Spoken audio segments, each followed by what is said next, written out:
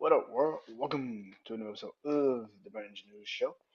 As you know, I am Brandon Janeau, and like always, on all podcast platforms everywhere, BrandonJaneauShow. Social media platforms, Instagram and Threads, it is just Brandon Janeau together.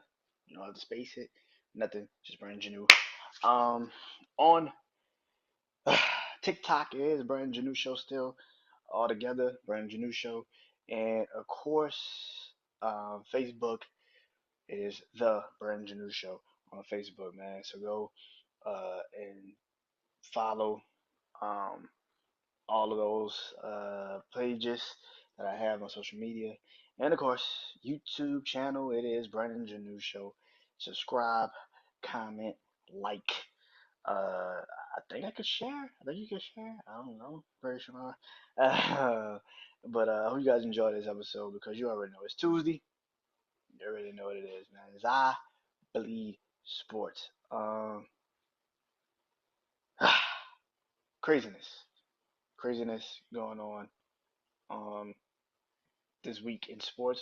Of course, football is officially in swing now. First week of football is officially over. So I'll be doing my big four of the NFL, and of course my levels of one of the NFL for the NFL going into week two. My eyes on college football, and I will be creating a new segment tonight for also college football. So stay tuned for that. But let's get into it. So Saturday, Saturday. This Saturday, Canelo Alvarez returns to the boxing ring. He will be fighting Edgar Berlanga uh, for the middleweight championship, the undisputed middleweight championships. Um, I literally have no idea how Edgar got this fight. Still, I literally used to watch this kid on ESPN, knocking people out, and then fast forward the tape, and now he's fighting Canelo Alvarez. I don't know how that's happened, but I mean, good luck to him. I mean, congratulations to him. I mean, fuck. Um, yeah, I think Canelo's gonna beat this kid. This is. Can he catch him? Can he hurt him? Yeah, maybe. Maybe he tags him. Maybe he does. But Canelo's too advanced for fighters like this. Like it's just this shit is embarrassing that Canelo is a cherry picking son of a bitch. And before I get all the Canelo Alvarez, you know, people in the comments, name me one time where you actually felt like Canelo Alvarez competition was on his fucking level when he fought them. Don't worry, I'll wait. Name me what Caleb Plant? That might have been it. Like Caleb Plant, and it took him what 11 fucking rounds to finally dust him off. It took him 11 rounds. Like Triple G, and I'm talking about like the first fight with Triple G. When's the last time you saw Canelo actually fight somebody that you felt was on his level? Like, actually on his level as a boxer. Dimitri Bivol? And Bivol beat his ass. Like, it wasn't even close. Like it was an ass whooping. Like, when's the last time you felt like somebody was on Canelo Alvarez's level at the same time? And this is why he's a cherry picking son of a bitch. And you can hate it. I get it. But no, man. Like y'all act like the hate for Canelo is forced. It's not forced.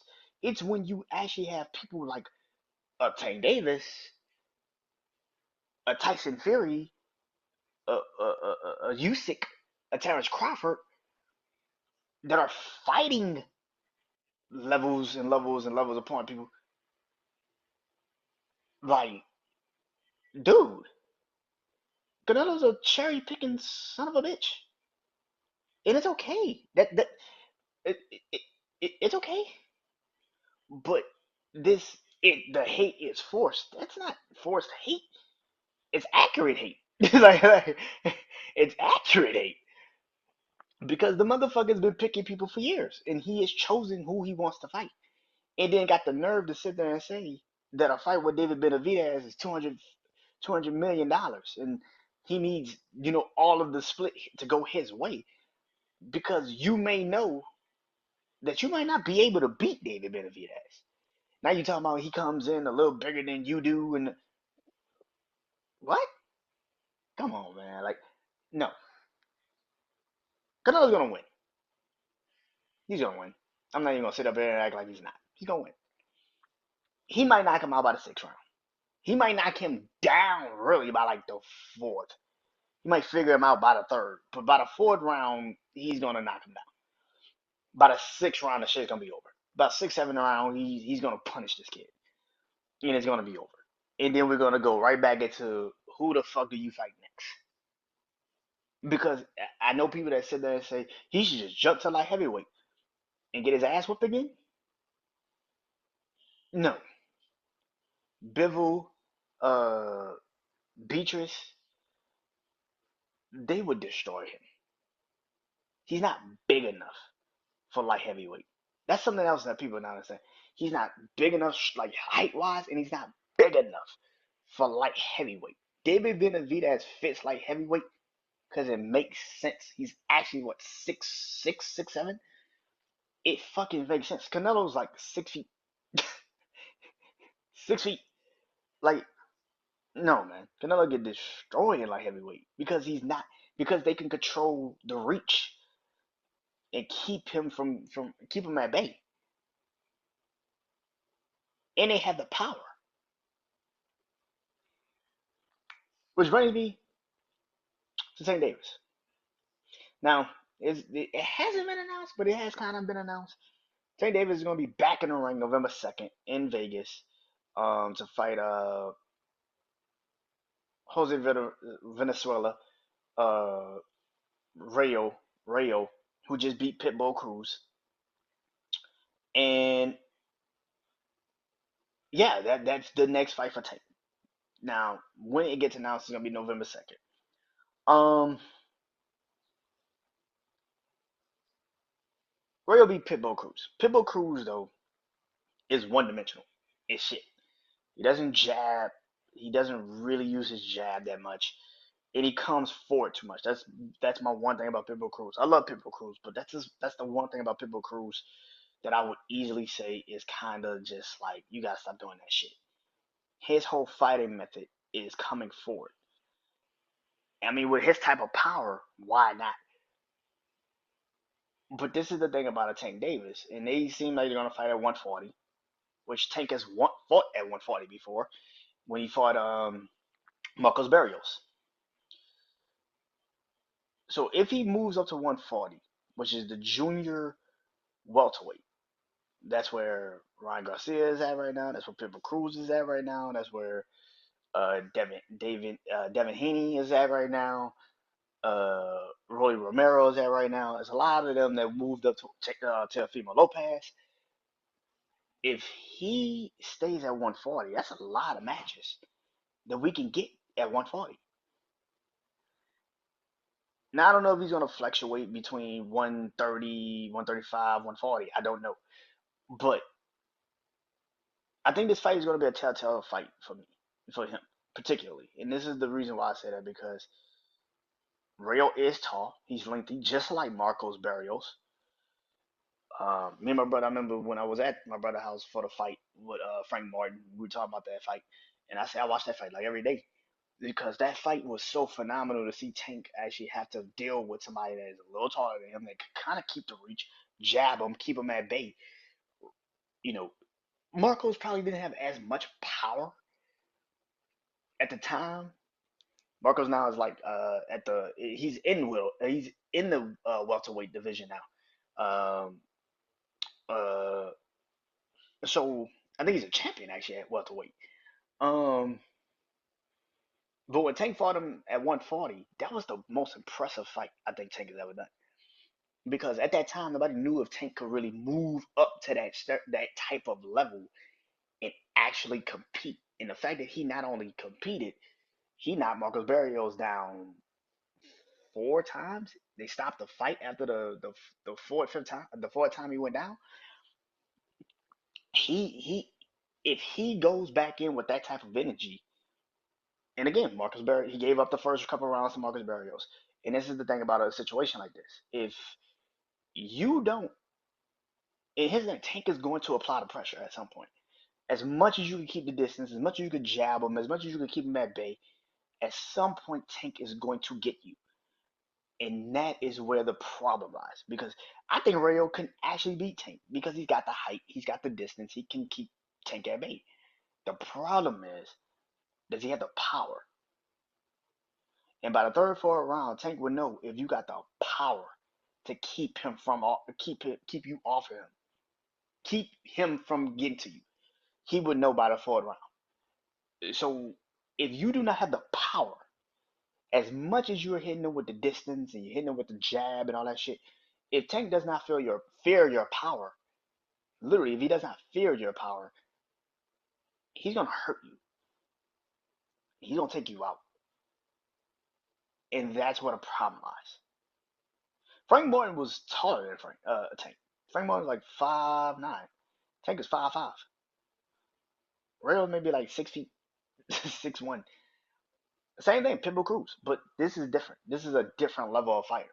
Pitbull, like I said, walks forward too much. Tank is going to analyze how to take you down, and if you don't have the power to physically stop him by the fourth round, like Marcos Barrios, he's going to start to walk you the fuck down. And if that is the case, it's going to be a problem, and it's going to be a massive one. So yeah, but those are the fights that's been announced so far, man. I'm gonna watch Saturday. I'm gonna watch the Canelo fight Saturday. I want to see how it's gonna look. I want to see how it's gonna play out. But we all know how it's gonna play out. He gonna whoop his ass. He gonna whoop that kid ass. This is embarrassing. All right, let's get into some football, college to start it off. Let's get into it. So let me start out by saying this. A couple of games happened this past week. This week was weird. This week was the land of possible upsets and some upsets. Notre Dame falling to North Illinois after beating Texas A&M the week prior. Um, you had Penn State was in a dogfight with Bowling Green at home, which was like, what the fuck?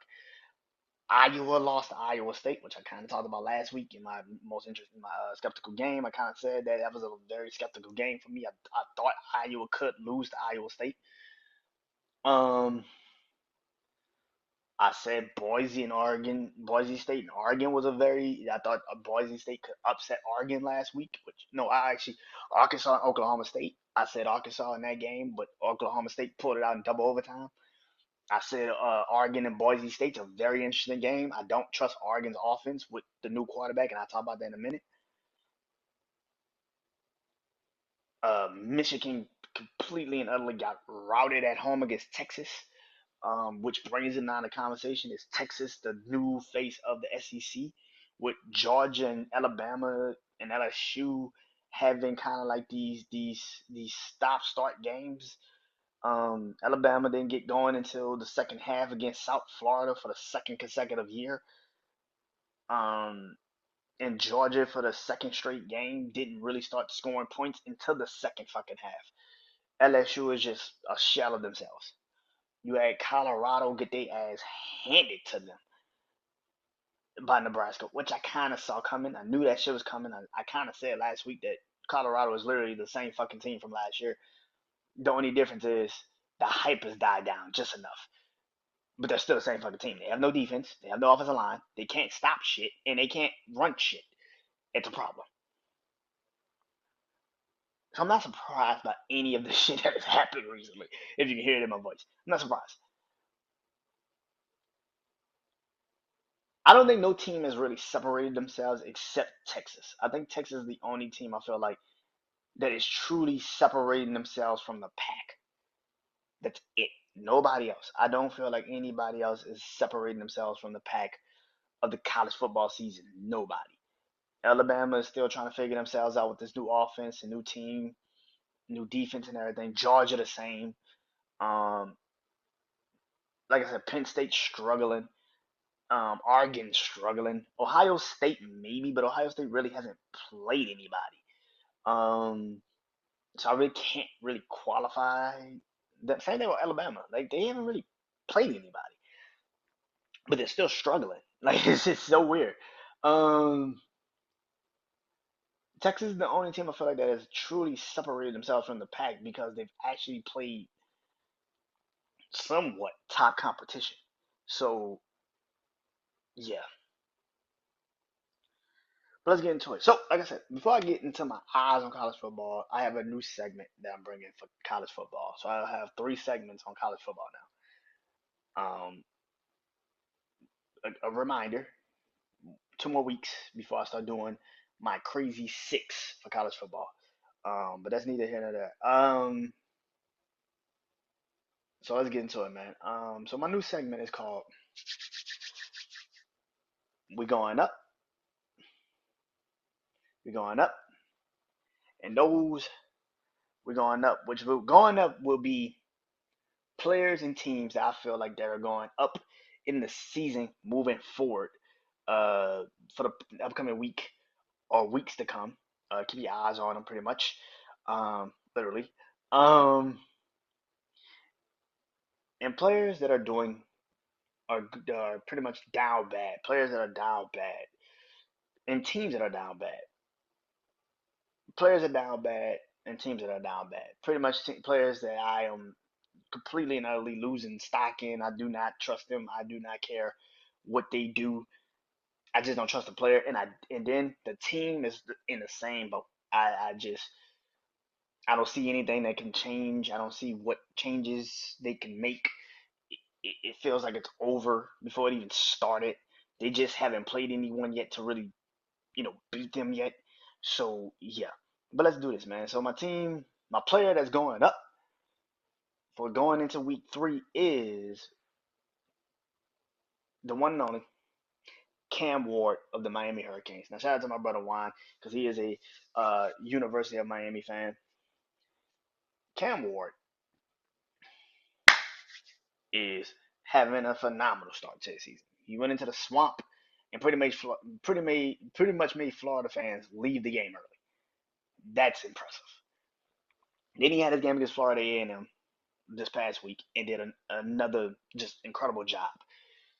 Now he's got Ball State this week. I have been on record and said the ACC is Miami's to win. Florida State has lost 2 games, not just 2 games. They lost 2 games in the ACC. That already makes you kind of out of it to win the ACC. Georgia Tech lost to Syracuse this past weekend, so now they have a loss in the ACC. You have, um, you really don't have too much left, too much left in the ACC. I mean, maybe Boston College. Um, Boston College could be, one of those teams in the ACC. You know, maybe Clemson, but I have no faith in Clemson when they start playing real competition. Like they played against Alabama and no Georgia and got destroyed in it. I mean, so yeah, Cam Ward in Miami, I think is going to be very game changing. And I think that yeah, Cam Ward gets my player that's going up for week 3, Ball State. I know it's Ball State, so but moving forward, I really do believe it's between him and Quentin Errors for the Heisman. Nobody else, right at this moment. It's between them two. Quentin probably got a little bit more because he's played again Michigan and Cam's only played Florida. Michigan has more of a name, so Quentin probably has it. But by the end of the year, uh, I think Miami could run the table. I said that when I did my preseason show on it. I think Miami could run the table in the ACC, and they could get to the championship. I really do believe that. So they can either be the 1 or 2 seed. I really do believe that. So we shall see. But Cam Ward is my player that's going up for week 3. A player that is doing bad. My player that is down bad, man. My player that is down bad. Now I could have easily went with Shador Sanders for Colorado. I mean, but that shit is really not his fault. His dad did not put a better offense around him. and that's not really his fault. I mean, he has no running game, he has no protection, he can't do shit. He's a sitting fucking duck. So I can't really blame that kid for that shit. That is his dad's fuck up. That really is. And I know I'm a black man. I'm not supposed to criticize Coach Prime, but this is criticism because he deserves it. This is not a good situation. You got your son taken out of a game, bro. Your other son is out for 2 to 3 weeks with a hand injury. Like that shit is bad. I don't think y'all realize. Like, I get it that we are not supposed to criticize our very own, but that I'm not criticizing him because I want to see him do bad. I want to see Colorado whoop ass and take names in the Big 12. And the fact of the matter is, they ain't doing that shit no time soon. And I'm starting to think now, is Prime even giving a fuck? Because that Florida State job might be open next year. And I know all Colorado in his thing, you just gotta have a better record than Mike Norvell to finish the season. So what's to say that he doesn't go to Florida State? Prime might get a whole nother job next year. Like his son. I mean, I don't know of Shallow, what uh grade class Shallow's in. He might be a junior, he might be a senior. I don't know. But Shador pretty much might be going to, Colorado. I mean, going to the pros, and Travis Hunter is probably going to the pros. So you got two players right there that's going to the pros. So what's your commitment to Colorado? What's your commitment? Florida State is your alma mater. You might go to Florida State. So when people sit there and say that, oh, you're just hating on Coach, I'm not hating on Coach Prime. I want Coach Prime to be dominant, but this shit is bad, man. It's fucking bad. I saw the game against North Dakota State, and I said last week they gonna get their ass whooped by Nebraska. I said they have no chance in hell. I said the only reason why they beat Nebraska last year is because they turned over the ball too much. They had no reason to beat Nebraska last year. And as soon as I saw the freshmen that they have over there, like, yeah, they could beat them. But my player that is doing bad is not Shador Sanders. My player that's doing bad is Daniel Gabriel, quarterback for the Oregon Ducks. I don't know if it's the scheme or maybe it's just him. He was the quarterback for Oklahoma last year, and Oklahoma was not competitive last year either. So I'm starting to think it's him. like, I'm starting to think it's him. Like, there's no way in hell that you are not to the level of this competition that you're playing in the first 2 weeks. You played Idaho at home and Boise State, and y'all expect these motherfuckers to compete for the Big Ten, and you can't even handle Boise State and Idaho. I guess. Like, no, miss me with that shit. I, Daniel Graber, I remember people coming in with this bullshit that he's going to be a Heisman candidate. I'm like, did you see this motherfucker at Oklahoma last year? Like, what? Am I missing something? No, man.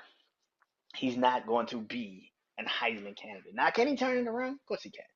Will he turn it around? Going into the Big Ten? We shall see. We shall see. Now, my team that's going for week 3 in the college football season is the Nebraska Cornhuskers. They're officially in the polls. They're in the Big Ten. They dominated Colorado. That game was just easy, easy money. If I was a betting man, I would have told you put money on Nebraska. That shit was an easy ass dub. The freshman quarterback, I don't know, is Daniel Rizzoli. I think that's his name. I might have said that wrong, but if I'm wrong, then correct me in the comments. Um, He is not Patrick Mahomes. Let's just get that out the way. Stop calling all these fucking kids Patrick fucking Mahomes. Caleb Williams was Patrick Mahomes, not his fucking kids Patrick Mahomes. No.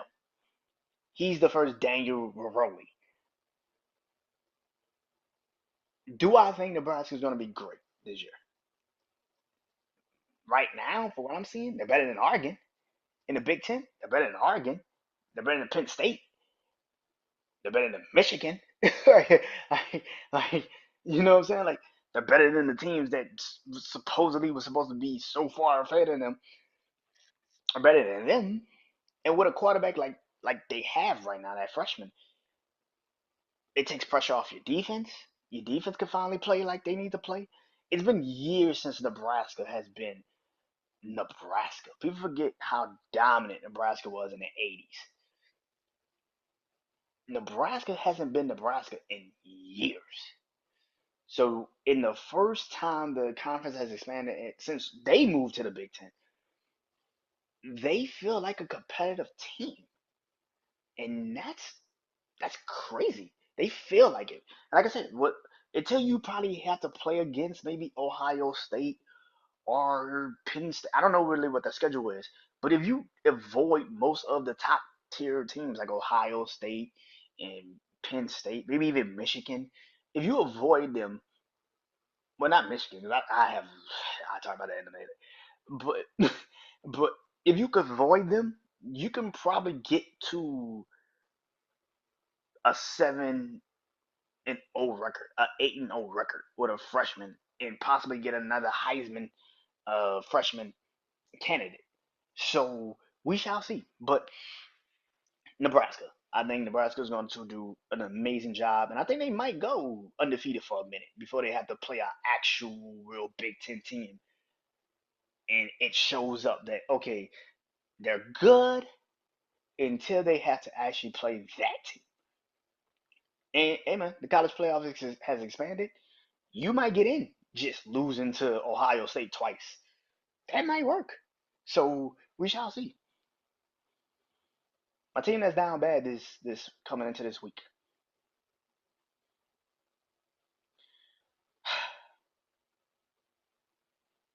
It's Michigan. I had little to no faith in Michigan this season, to be honest with y'all. I'm gonna be dead as honest. I had little to no faith in Michigan. Uh, I really do believe they lost their heart and soul in uh in Jim Harbaugh. They lost it. Um, so everything else has now become obsolete, obsolete for them. It's become bleak. It's not good. Um, Shadell Moore, I forgot that's his name, the head coach of Michigan now. I feel sorry for you, my brother. You might get fired, and it's not your fault because you're not only having to deal with with pretty much a team that yeah you coached last year, but we always knew Jim Harbaugh is coming back. It's never like you were the man. Jim Harbaugh was coming back at some point. Now you're the man, and this is how the team is looking. And it's the way you lose to Texas is bad. The way you lost to Texas, it's bad. Now I'm not saying if Jim Harbaugh was there that game would have went the way it went because Texas is just a little bit better than Michigan right now. But it would have had a little bit more umph. You know, the offense would have had a little bit more umph. It would have cared more. And that game was bad, man. It was a bad game. I can't lie. That was a terrible game for him. So um, yeah, Michigan is to me right now is like at the low man on the totem pole when it comes to the Big Ten.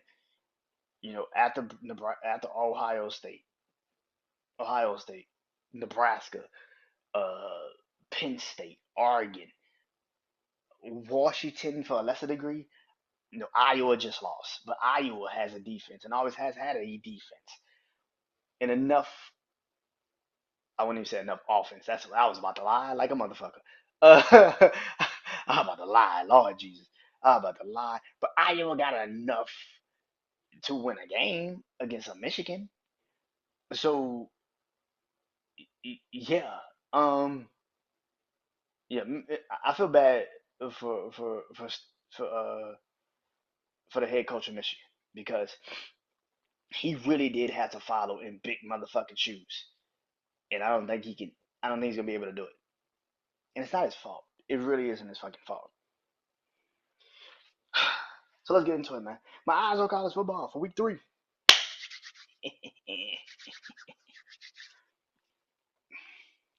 Y'all already know how I do this.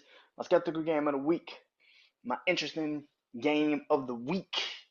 My most interesting game of the week. My upset game of the week. And of course, the game of the week to me. So let's get into it. My skeptical game of the week is my LSU Tigers going into South Carolina. My LSU Tigers going into South Carolina to play the South Carolina Gamecocks. This is a skeptical game for me. I'm not even gonna lie. The reason why it's a skeptical game for me is because as much as I love LSU, if you heard my purple bleed purple and gold episode Saturday, I have little to no faith in LSU's defense. We cannot run the football. One time against USC, that's one game. You played against Nichols at home and you couldn't run the football. That's a red fucking flag, ladies and gentlemen. I don't know if you know that. That's a red fucking flag. That's a problem. And now you're officially starting SEC play on the road against South Carolina. South Carolina, who just by the way beat the shit out of Kentucky this past Saturday in Kentucky. Do I think LSU could win the game? Of course I think LSU could win this game. Will they win the game? That's why they play the game. Because I have no idea. We can't run the ball. We rely too heavily on the pass still. Better passing protection, but you're playing against, again, USC and fucking Nichols. So I don't know if you can handle the pass rush like talking about it. And the defense of LSU is a massive question fucking mark for me. Now, if they can probably do better, if LSU can probably do, better, um, defensively, then maybe I'll feel a bit more confident. But the first two games, I haven't seen anything that has made me feel like LSU's defense is better. Not even close. So, but that's my skeptical game of the week. My most interesting game of the week is Boston College versus Missouri. Boston College is the 24th ranked team. Missouri, I think it's like the 6th ranked team. Yeah. Well, a lot of teams lost in front of them. So, yeah, Michigan and Notre Dame both took L's this past week. So, yeah, and also Penn State struggled also in that game. So, Missouri is the 6th ranked team in the nation. Also, like I said, Oregon struggled.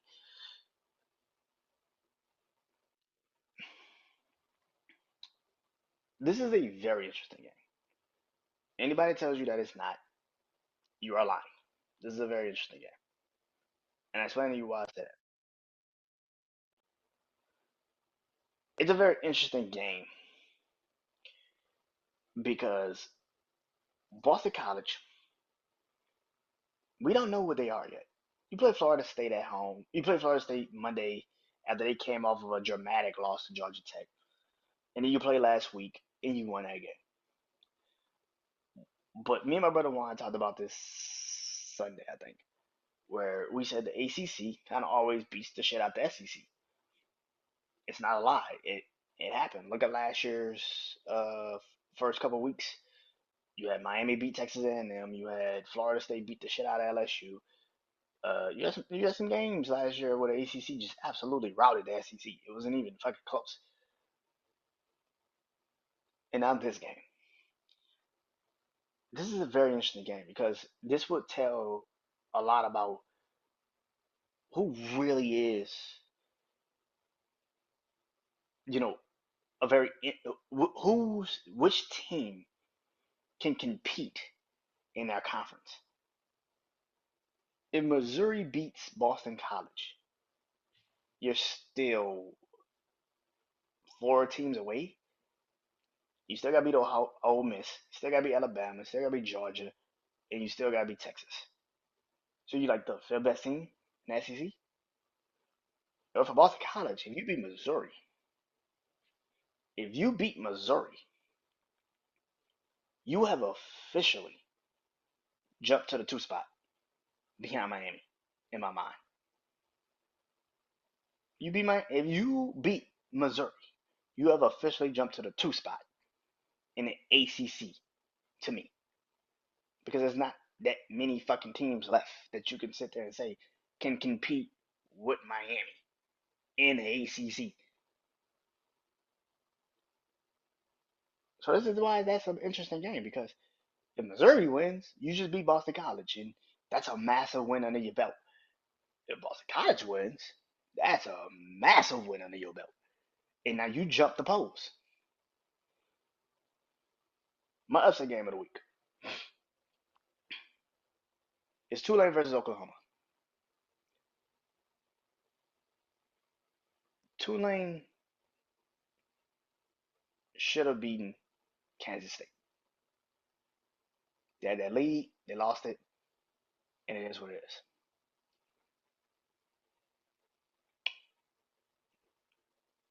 Oklahoma is such an interesting team. They played Temple the first week. I don't know if they played last week. I don't remember. Um, but Tulane's a very interesting team because if Tulane goes into Oklahoma and finishes this game like they didn't do against Kansas State,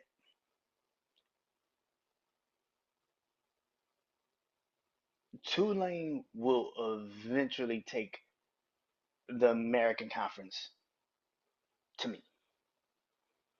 You hung in there with Kansas State, and then you just absolutely beat Oklahoma. This is why it's an upset to me because Tulane actually has a good team. It's not like Tulane's bad. They have a really good team. They have a freshman quarterback as well. That's really fucking good. This game is going to be interesting because you don't know really what Oklahoma is. And for what I've seen from Tulane, they seem like a team that can really dominate you if they keep their eyes on the goddamn prize. So yeah,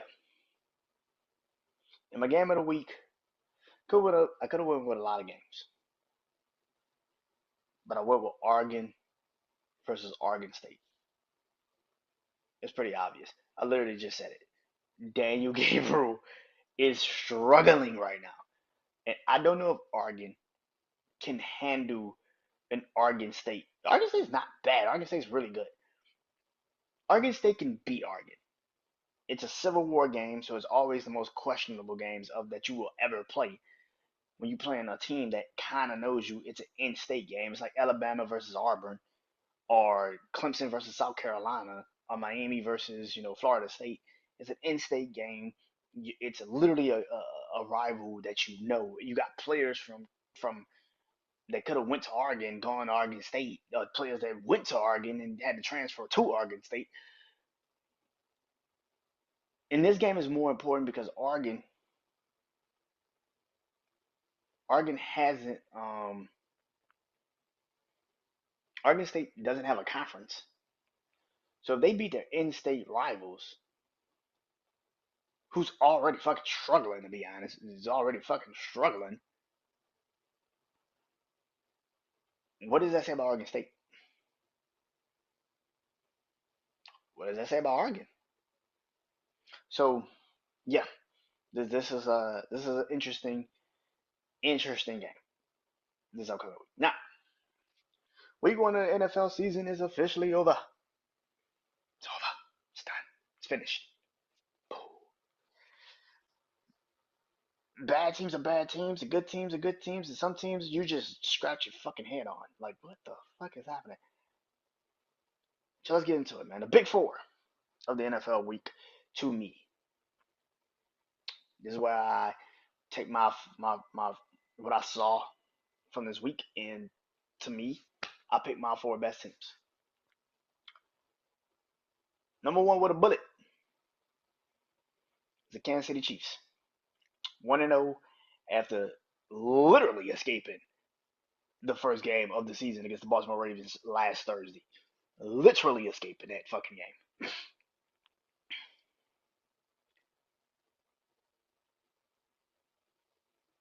Xavier Worthy is fast as shit. Super duper fast. What I do think about Kansas City is this. I think Kansas City is good. I think Kansas City can win the AFC West. Denver is still gonna struggle. The Raiders I thought would be better, but they're not. It is what it is. The Chargers may rely on Justin Herbert a little less, but when you start playing teams like Kansas City, you're gonna need Justin Herbert to throw for 300 yards. Kansas City's good. Kansas City's good enough. Kansas City can win some games. I still don't think Kansas City is going to motherfucking the Super Bowl. That shit is crazy.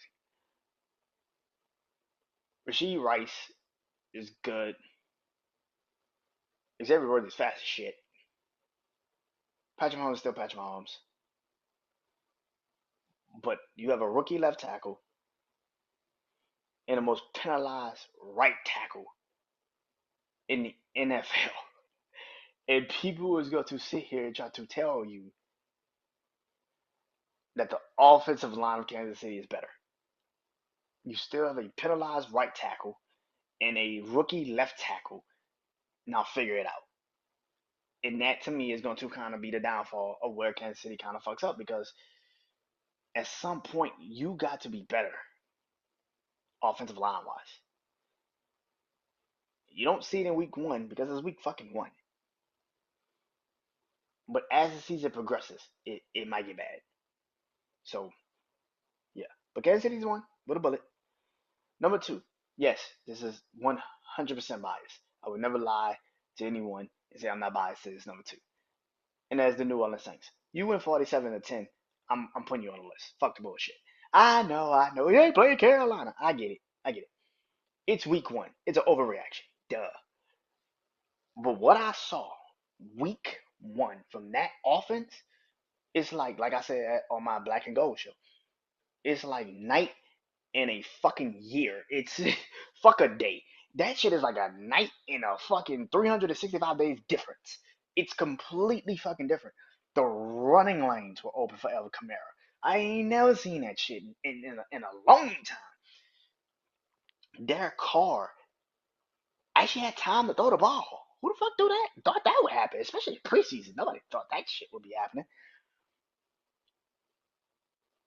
The fact that that offense did what they did, and then on top of that, to have the defense still play the way the defense played, turnovers, which is the one thing about this team. I think we had three turnovers, three, four turnovers in that game.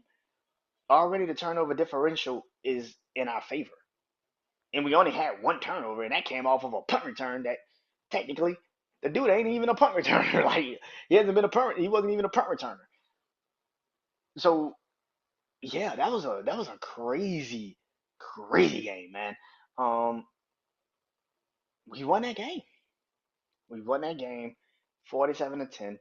Now, of course, the conversation kicks in, which is, can they be Dallas? I don't know. Dallas home openers are fucking nuts. So we shall see. Speaking of Dallas, they are number three. I cannot ignore the fact that they beat the shit out the Browns. Like they beat the shit out the Browns. Now, like I told my brother Juan today, the Browns, for the last two times we have physically seen the Browns, the defense was a shell of themselves in that playoff game against Houston. That offensive line kept letting Joe Flacco get hit. They really couldn't get the ball down the field. And I do not give a fuck about what he used to be. Deshaun Watson is fucking done. Cut your fucking losses. This is my problem with NFL teams. You want to double down on a bad fucking decision. New York Jets, uh, New York Giants. You want to double down on bad fucking decisions instead of cutting your fucking losses and letting me be that. But no, let's double down on a fuck up. The Browns are fucking done.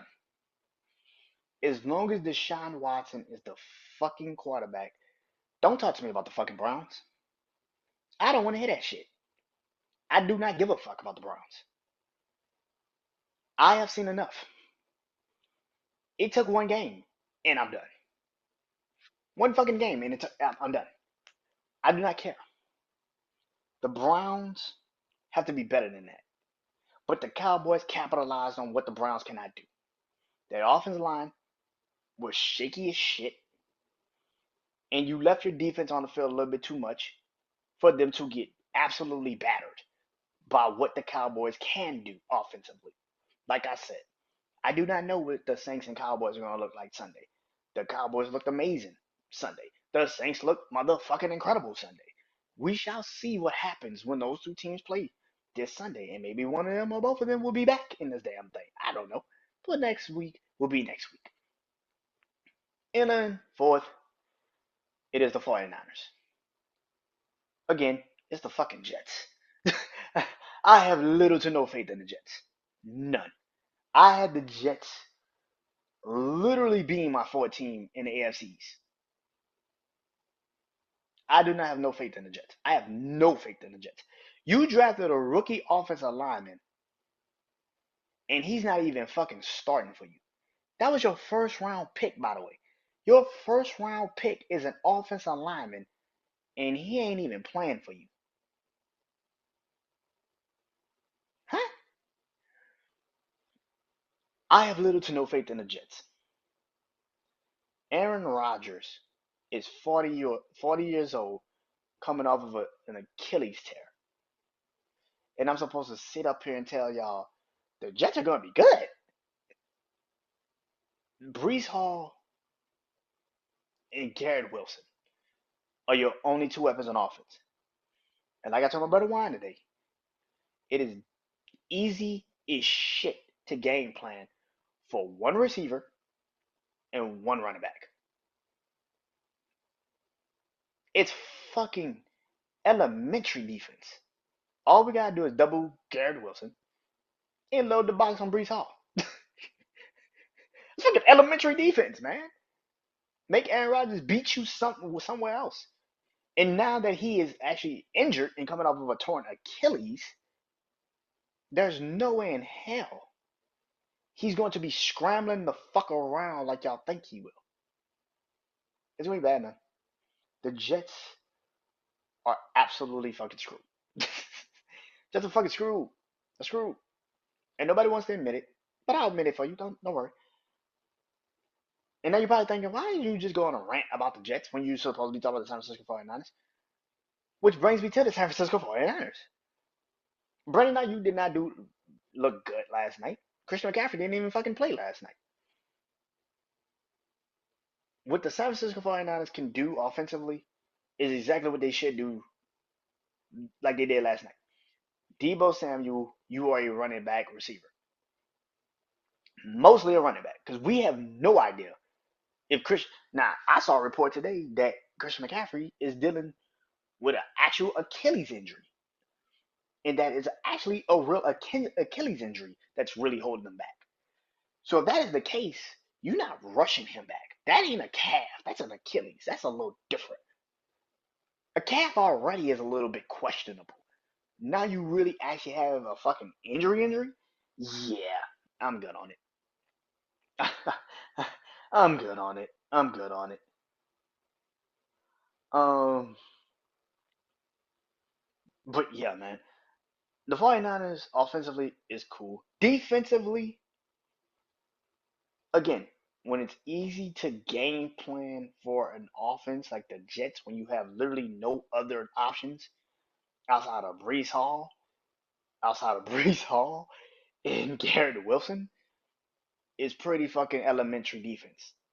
Double Garrett Wilson, load the box on Brees Hall. Until I see San Francisco play an actual football team, they're in my top four. They're in my big four. Which leads me to the levels of warning. Here seems that I feel like need to start looking around for some shit. Only week two, I get it. Going into week two, I get it. But you still have levels of warnings coming in. So as you know, I do three. Yellow is caution, orange is panic time, red is DOA. Let's get in. My yellow, my caution team. is the 0-1 Green Bay Packers. The only reason why is a level of caution is because Jordan Love. Jordan Love took a massive hit at the end of the game Friday against the Eagles. He is now going to be out there, say for 4 to 6 weeks, could be longer, with a sprained MCL. Thank God it wasn't something more dramatic like a actual tear. I'm happy for that man because at least he's going to get a chance to actually play this year. With that still being said, I trust Matt LaFleur, but we've never really seen Malik Willis be a starting quarterback before. And now he has to be. That's an interesting situation. We shall see what that team looks like with Malik Willis. You already was working Josh Jacobs to that offense. That was his first game playing for Green Bay, and now it's a very interesting situation. I don't know what's going to happen, particularly with Green Bay moving forward. You got to rely heavily on that defense now, and I don't know if that's a I don't know how you're going to be able to um, sustain for the next couple of weeks. You're already 0-1 in a division where I don't really think the Vikings are good. You just played the fucking Giants, like fuck out of here. And the Bears literally won a game without scoring any fucking points on offense. Let that sink in. All right then. Yeah. So you can catch up. I mean, the NFC to me, the NFC is not so heavily favored, and it's not that great. I know I got like 3 teams in the NFC in my big four from the NFC, but it's still the fucking NFC. Like, like you could catch these motherfuckers.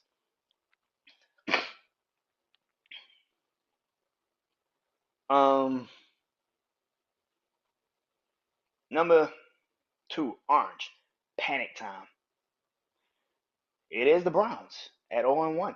Deshaun Watson, I have little to no faith in. I have said this numerous times, and I'll say it again. I have little to no faith in Deshaun Watson. The Browns defense, though, Sunday, barely put a hit Derek Prescott in the first drive. I don't even think they put a fingertip on him the rest of the fucking game. They let Ezekiel Elliott run up and down the field on that. CD Lamb, who just got back to practice, 2 weeks ago, had an impact in that game. Brandon Cooks, Robin Turbin ran back a punt return. No, man, this is bad, man. This is bad, man. The Browns, like I said, the last 2 games I've seen the Browns, the Houston game in the playoffs, and then this game at home against Dallas, was not good. And Deshaun Watson does not make it better. They actually was better with him off the field, which is the craziest shit. So, and maybe Nick Chubb, if he is cleared to come back after that gruesome ass injury, maybe this offense gets back to running the ball and kind of controlling it that way. But we do not know if Nick Chubb is going to be even able to play this season. So now you really are hoping, and now you got David Njoku's injured. This is bad, man. In red is DOA, and that is to me, that's the Giants. Y'all go ahead and start looking at Quentin Ayers, Cam Ward, Carson Beck, Jackson Dart, Garrett Newsom, or Miller Moss. Y'all need to start looking for a quarterback. This shit is bad. The the fact that the fact that Brian Dable's going to get fired because his fucking general manager is incompetent as shit is fucking embarrassing. Brian Dable could coach. I know you're gonna sit there and say he can't coach that well. He got an offense that can't score fucking points. You have literally an incompetent ass quarterback with a dumbass, incompetent ass general manager that paid a quarterback and then said on a fucking TV show, "We're gonna finally see if he's the man." What the fuck? What? You just paid this motherfucker $45 million, and you talking about something now?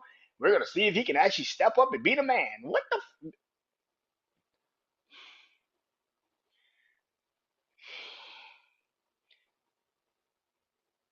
Saquon Barkley was that offense. It's pretty fucking evident now. You play one game and you made Brian Flores' defense, which I've always said Brian Flores' defense actually is better as the season progresses. But you made that defense look like the purple people eaters. You made that defense Sunday look like the purple people eaters. The fuck are you serious? This shit was bad, man. I feel bad for Malik Neighbors, man. Malik Neighbors is one of the best receivers out of the draft this year. And we're not gonna get a chance to see his greatness because he's got a fucking terrible ass quarterback. That's fucked up, man. That's fucked up. You robbed us of an amazing rookie season because y'all are dumb as fuck and didn't draft another quarterback.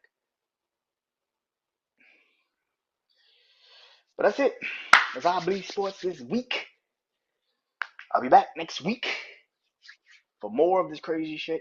I'll be talking about the fight, recapping the fight. Some more of this. Hopefully, more shit be going on. Baseball, like I said last week, is coming around the corner of the end of the baseball season. So a lot of playoff races are about to start to come to a head. But that's next week, man. And of course, like I said, the big four, my players that are up in college football, my players and teams that are up in college football, my teams that are down bad and players that are down bad, and of course, my eyes on college football, the big four in the levels of warning for the NFL. Until next week, I am Brandon Janeau. Peace.